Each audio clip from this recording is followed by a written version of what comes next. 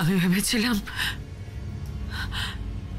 ভেবেছিলাম আমি যেমন করে তোকে আপন করে নিয়েছি, তপব্রত হয়তো আমার জিৎ আর পিকুকে ঠিক সেইভাবেই আপন করে নেবে। কিন্তু যেদিন দেখলাম তপব্রত ওর ব্যবসা, সম্পত্তি সবকিছু তোর নামে লিখে দিয়েছে, সবকিছু আমার জিৎ আর পিকুকে বঞ্চিত করে, বিশ্বাস কর দীপু, বিশ্বাস কর, সেদিন আমি ওদের চোখের দিকে চোখ রাখতে পারিনি।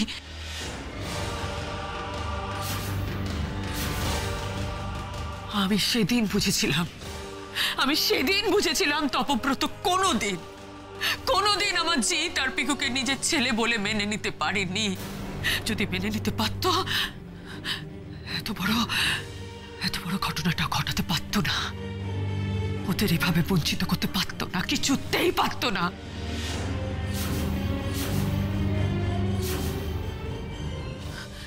ভেবে দেখতো দীপু, একবার ভেবে দেখতো, আমার জায়গা থাকলে তুই কি করতিস? তপব্রত তোর বদলে নয়নকে সবকিছু দিতে পারে, আর আমার ছেলেদের দিতে পারে না।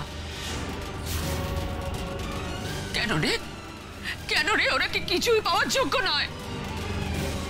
ঠিক আছে, আমি পিকুর কথা ছেড়ে দিলাম, কিন্তু জিৎ, সে তো তোদের বিশ্বস্ত, হ্যাঁ, খুব বিশ্বস্ত।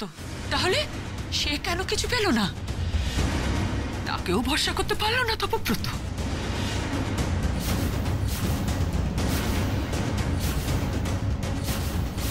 তার মানে তো এত বছর ধরে এত কিছু করে, এত ত্যাগ করার পরও আমরা এবারে কেউ নয়, তাই না? আমরা এবারে কেউ নয় দীপু।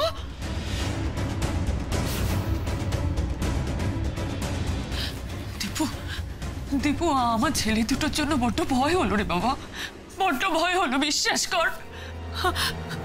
আমার মনে হলো ওদের সবকিছু থেকে বঞ্চিত করে তোকে ভালোবেসে আমি কি ভুল করলাম?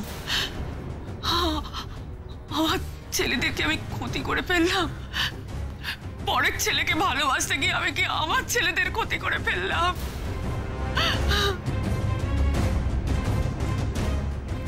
ভালোই কাজ দিয়েছে ওষুধে, কিন্তু কান্নাটা আরেকটু রিয়েল হওয়া দরকার। বল না দীপু, বল তুই, আমি তোদের মা ওই সন্তানদের মঙ্গল কামনা করা কি অন্যায়? মঙ্গল কামনা করি কি অন্যায়? বল দীপু, বল একবার, তুই চুপ করে থাকিস না, বল।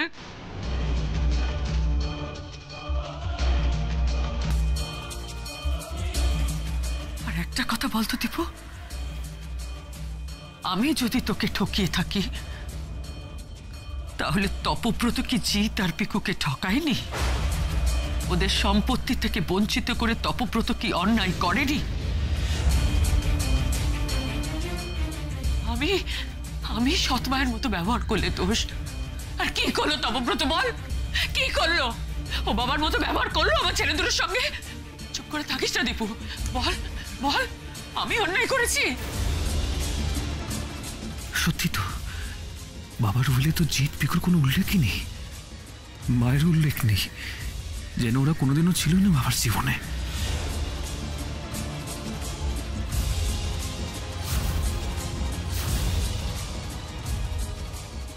ফার্স্ট ডোজ ইজ ওকে, এবার সেকেন্ড ডোজ, ইমোশনাল ডোজ।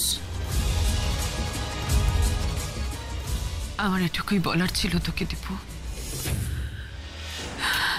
এটুকুই বলার ছিল, ব্যাস। এবার আমি নিশ্চিন্ত হয়ে যেতে পারবো।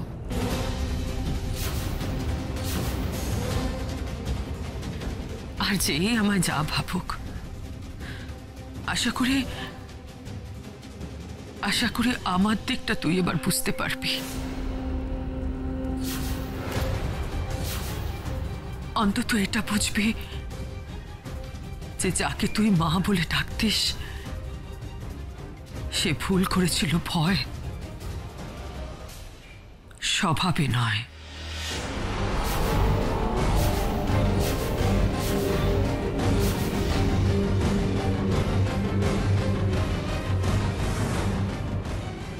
আসি রে দীপু,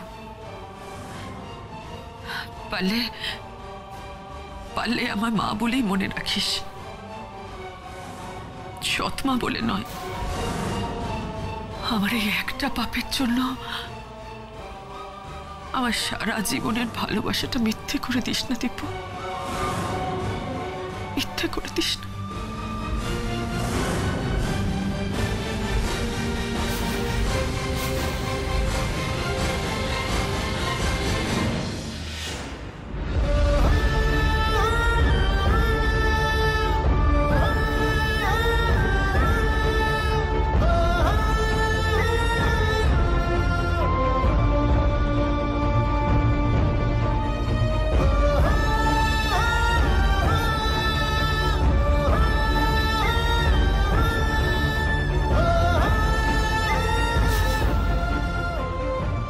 ইমোশনাল দৃপ্তকে এমন ইমোশনাল ডোজ দিয়েছি যে জীবনে ভুলতে পারবে না। আমাকে আটকাতে ওকে আসতেই হবে, ও আসবেই।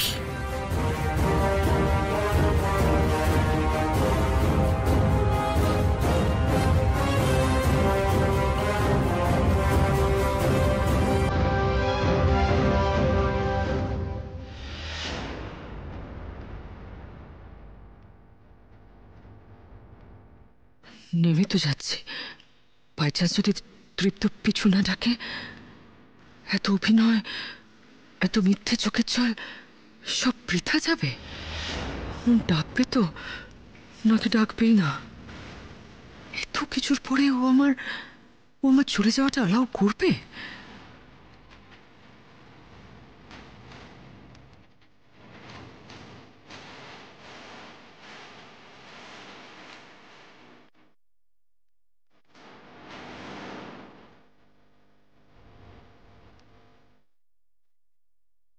ও গড, এখনো আসছে না কেন দীপ্ত? বাই চান্স যদি বাড়ি থেকে বেরিয়ে পড়তে হয় তাহলে তো মুশকিলে পড়ে যাব।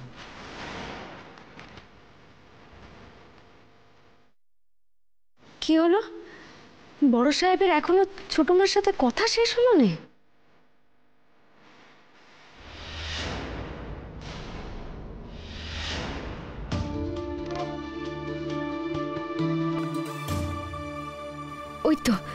ওই তো ছোট মা বাক্স হাতে নেমে আসছেন।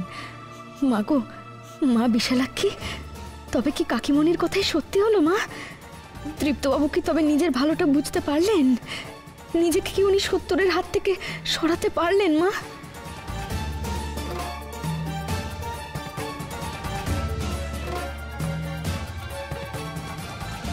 কই দৃপ্তবাবু তো আসছেন না ছোট মায়ের পিছনে? তাহলে নিশ্চয়ই ছোট মা ওনার মন গলাতে পারেননি।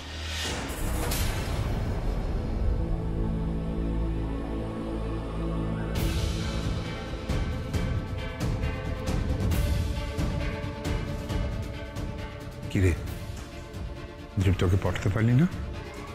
আমি তো ভাবলাম তুই ওকে সঙ্গে করে আনবি।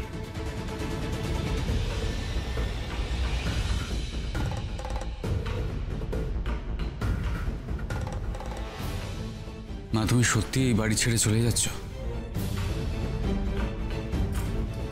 তুমি যে এই বাড়ি ছেড়ে চলে যাওয়ার সিদ্ধান্ত নিয়েছো তাতে হাজার দুঃখের মধ্যেও আমি খুব খুশি হয়েছি। তুমি এই বাড়িতে থেকে গেলে আমার মাথা আরো নিচু হয়ে যেত মা।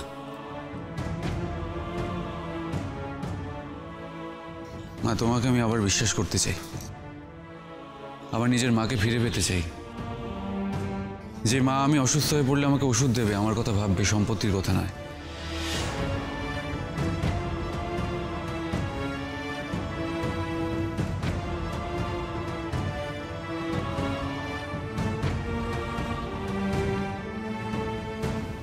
মা, তুমি একবার নিজের ভুল শুধরে নাও। আমি যে করে হোক যেখান থেকে হোক রোজগার করে তোমাকে খাওয়াবো। শুধু তোমার কাছে একটাই রিকোয়েস্ট, প্লিজ প্লিজ তুমি ভালো হয়ে যাও, ভালো হয়ে যাও মা। এই জিতটা দিনের পর দিন আরো বেশি ইরিটেটিং হয়ে যাচ্ছে। অনেস্টি, আচ্ছা অনেস্টি ধুয়ে কি আমরা জল খাবো নাকি?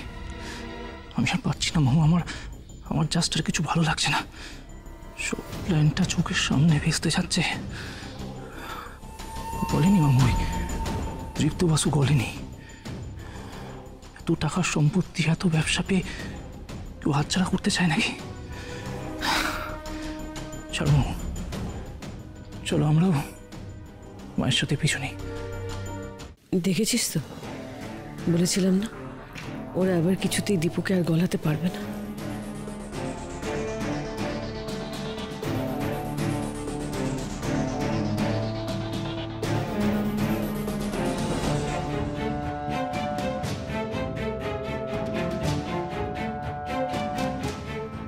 দাদু ভাই অনেক বড় আঘাত পেয়েছে রে নয়ন। ও ভুলেও সংযুক্তার দিকে আর মুখ ফিরিয়ে দেখবে না।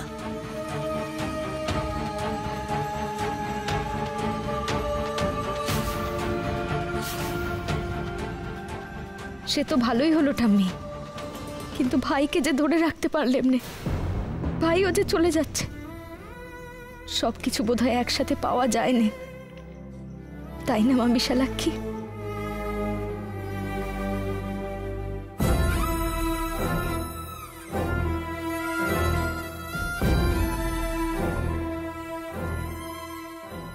কেন আসছে না এখনো দীপুটা? কেন ডাকছে না?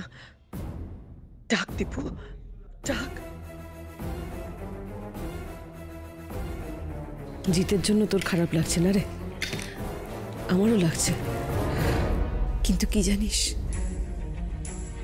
কথায় বলে যা হয় তা নাকি ভালোর জন্যই হয়। আমিও তাই বিশ্বাস করি কাকিমণি। কাকিমণি, এবার বুঝি মা বিশালাক্ষী আমাদের ওপর সদয় হয়েছেন গো। আমাদের দিকে মুখ তুলে চেয়েছেন মা বিশালাক্ষী, তাই তো বড় সাহেব ছোট মার দিক থেকে মুখ ফিরে রইলেন। আমি আমি আমি আমি ওনাকে সত্তর মুক্ত করতে পারলাম কাকিমণি। শেষমেশ আমি ওনাকে সত্তর মুক্ত করতে পারলাম গো।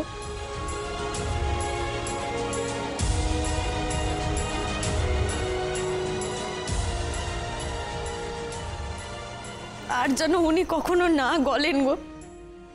বড় সাহেব যেন আর কখনো না গলেন।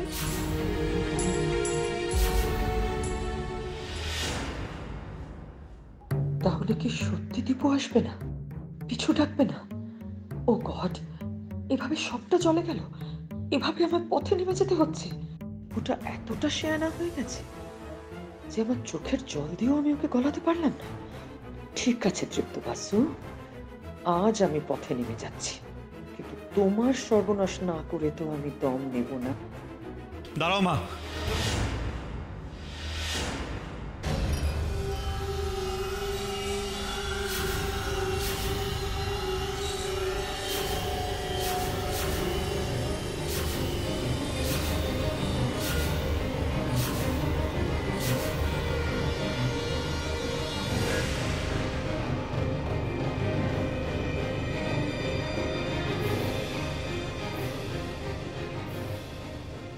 মা তুমি কোথাও যাবে না মা।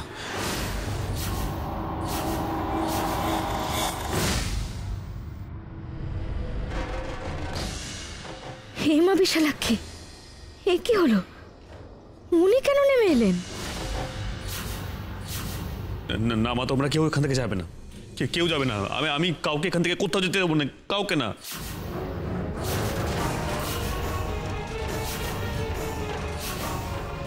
না না না দীপু, আমাদের আমাদের তুই আটকাস না দীপু। আমাদের এ বাড়িতে কোনো অধিকার নেই রে, আমাদের এ বাড়িতে কোনো অধিকার নেই। অধিকার আছে মা, তোমার অধিকার আছে।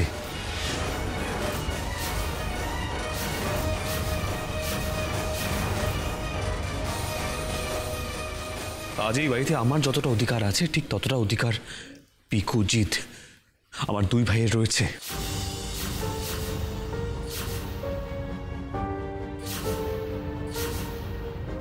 আজ আমি সবার সামনে বলছি মা, বাবা যে উইলটা করেছেন সেটা অন্যায়।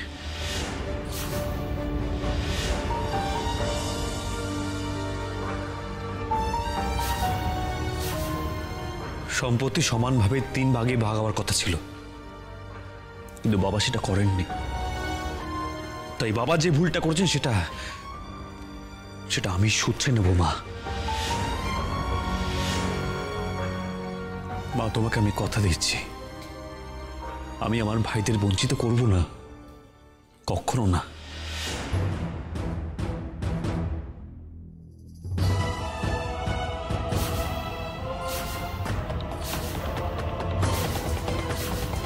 তুই তুই সত্যি বলছিস দীপু?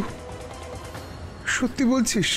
এত কিছু ঘটে যাওয়ার পরেও তুই ভাইদের কথা ভাবছিস, সম্পত্তি সমান ভাগে ভাগ করার কথা বলছিস?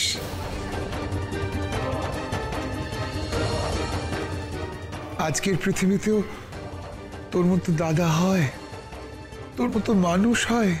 তোকে দেখে মনে হচ্ছে স্বয়ং ভগবানকে দেখছি চোখের সামনে। স্বয়ং মামু বাড়াবাড়ি হয়ে যাচ্ছে, চুপ করো। ও আচ্ছা। দেখো মা, তুমি যেমনটি চাও ঠিক তেমনটি হবে। এই বাড়িতে অনেক অন্যায় হচ্ছে পিকু আর জিতের সাথে, কিন্তু মা আমি তোমাকে কথা দিচ্ছি, আমার 2 ভাইয়ের সাথে আর কোনো অন্যায় হবে না, আমি তোমায় কথা দিচ্ছি। মা, আমাকে শুধু আমার কথাগুলো রাখার সুযোগ দাও। তুমি প্লিজ আমাকে ছেড়ে কোথাও যেও না মা, এই বাড়ি ছেড়ে তুমি কোথাও যেও না, প্লিজ যেও না।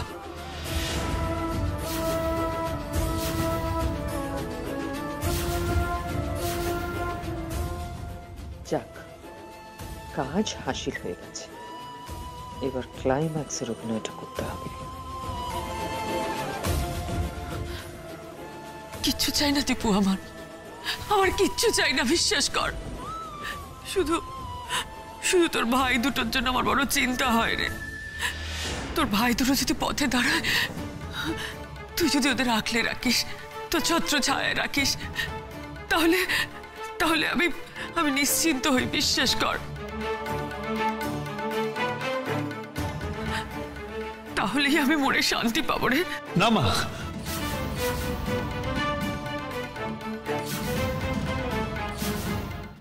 মা তুমি মরার কথা একদম বলবে না মা, কখন তুমি মরার কথা বলবে না। আমি তোমার মুখ থেকে কখনো মরার কথা শুনতে চাই না মা। মা তুমি বেঁচে থাকবে, তোমাকে বেঁচে থাকতে হবে মা। আমাদের 3 জনের মা হয়, তোমাকে আমাদের মাথার উপর থাকতে হবে মা, থাকতে হবে।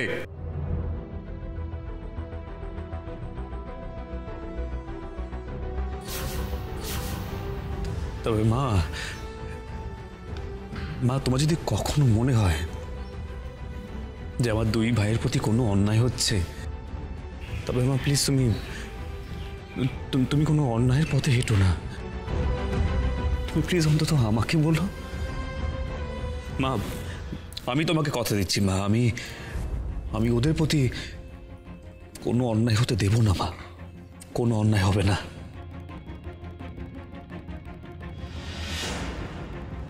যদি পথে দাঁড়াতে হয় তাহলে আমি দাঁড়াবো, ওরা নয়।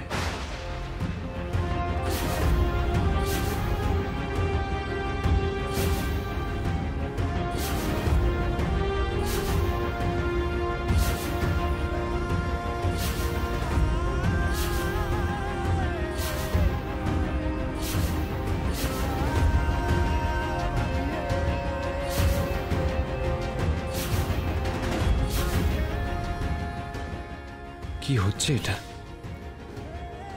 মা দাদা ভাইয়ের সাথে কথা বলে এলো, তারপরেই দীপু,